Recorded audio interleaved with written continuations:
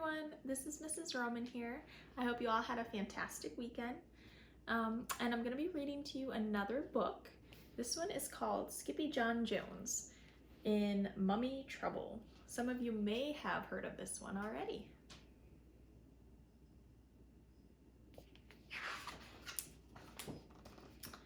Skippy Jon Jones in Mummy Trouble by Judy, Schachner.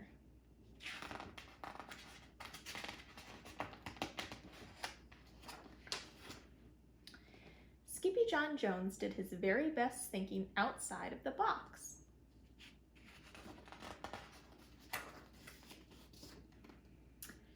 And this twisted his mama's whiskers, tighter than a Texas tornado.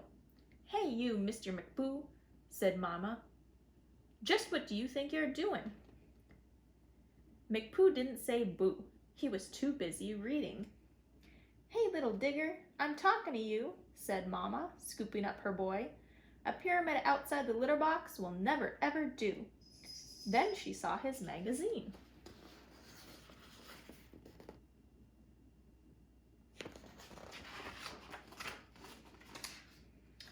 "National Geographic," mused Mama. "And the curse of the cat mummy? Why, this will give you nightmares, boy, with an upset tummy too, plus a puffy tail on the grandest scale. This story is taboo." But Skippy Jon Jones was in no mood to listen to his mama, so he skedaddled into his room.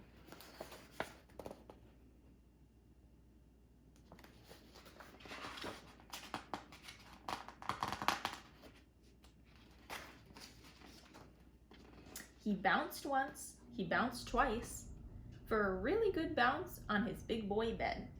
And the third time he bounced, he said, "Oh, I'm Skippy Jon Jones, and I do love my mummy, but if I don't bounce, I get knots in my tummy."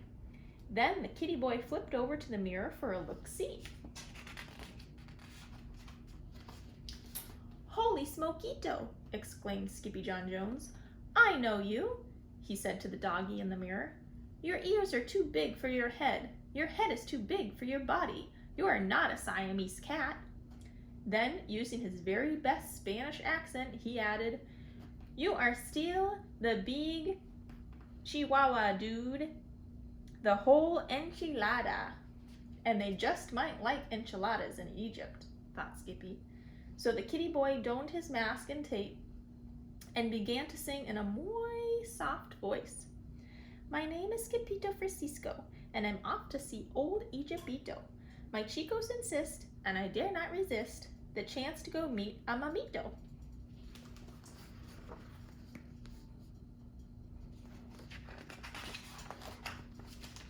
In the meantime, his little sisters, Jezebel, Jillyboo, and Jujubee, rolled into his room with a plan of their own.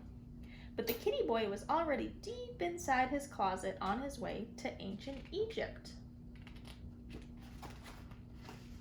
And paddling down the river Nile, who should sail right past but a kooky crocodile? Hunkered down on his lumpy bumpy back were all his old amigos, the chimichango's pack. "A donde vas?" called out Skippito. "We are going to the undermundo," answered the Chihuahuas.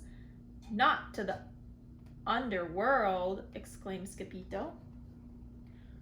"No, no, no, you silly little beast. The underworld where mamitos rest in peace." "Peas?" exclaimed Skippito. "Who wants to sleep in peas?" "We do," said the doggies. "We hear they are to die for."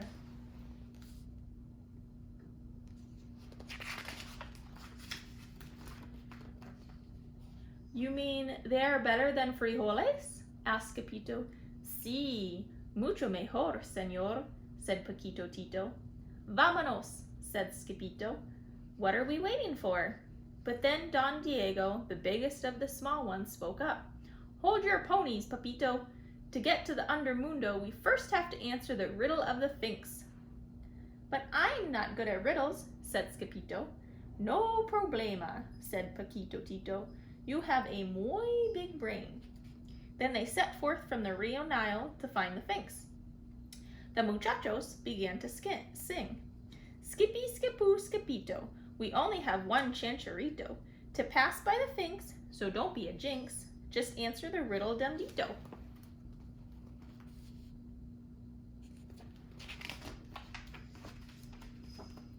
The muchachos arrived at 4 o'clock sharp, but the Finks had been waiting forever. Don't let the gato get your tongue, dude, said Don Diego. What cat? Where? Asked Scapito. That cat there, said the perritos, pointing to the Finks. But before he could say anything, the great Finks spoke. Whose ears are too big for his head? And who loves to go bounce on his bed? Who creeps on all fours through his own closet door, straight into the land of the dead?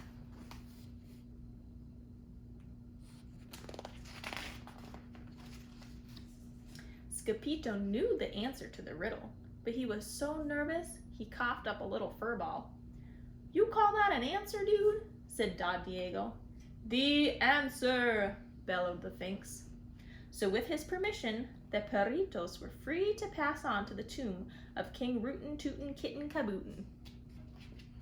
When they finally reached the pyramid, the biggest doggies burst into song and dance. Osee, Osiris, our boy had a touch of the virus. He coughed up a ball, so the Finks made a call, and now it's inscribed on papyrus.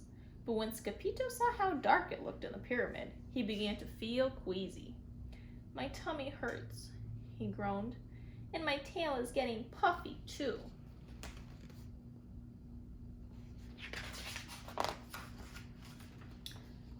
But his chicos would not come for him. They just wanted their peas. Por favor. Are you not El Scapito Francisco, the great sword fighter? Asked Paquito to Tito. Si, declared Scapito. That is me. Then do your duty, dog, commanded Don Diego. So Skippity drew in a deep breath and dove into the darkness of the musty old tomb, chanting, Peas por favor, peas por favor, peas por favor. He rocketed through the vault like a fur-covered comet, until suddenly, smackito, Scapito hit a wall and knocked himself out cold. Soon after, 3 goddesses emerged from the shadows to prepare the kitty boy for his journey to the Undermundo. First we salt and pepper him, said Ba, the first goddess, and sprinkle him with lucky charms, said Da, the second one. Then we wrap him and roll him and bundle him tight, said Bing, the third goddess, and blow him a kiss and say, nighty-night.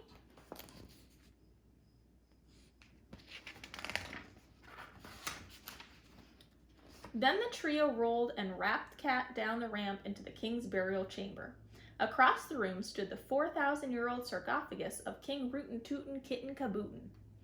And just as they were about to deliver El Scapito Mamito, he rolled right into the feet of the oldie-moldy mummy. Bada bing! Moaned the king as he stretched out his paws. I need to rest in peace. Peas! Screamed El Scapito Mamito, walking up in a flash. And quicker than you say mummies, mumps, and measles, he grabbed 2 paws full of peas and hightailed it home.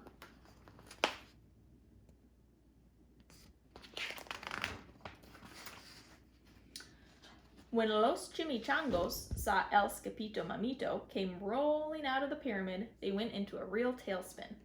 Then all the doggies began to chant, Green chicharros hot, green chicharros cold. The best chicharros in the world are those that Scapito holds. But El Scapito Mamito was too scared to slow down, so he chucked the peas at his chicos and kept right on running.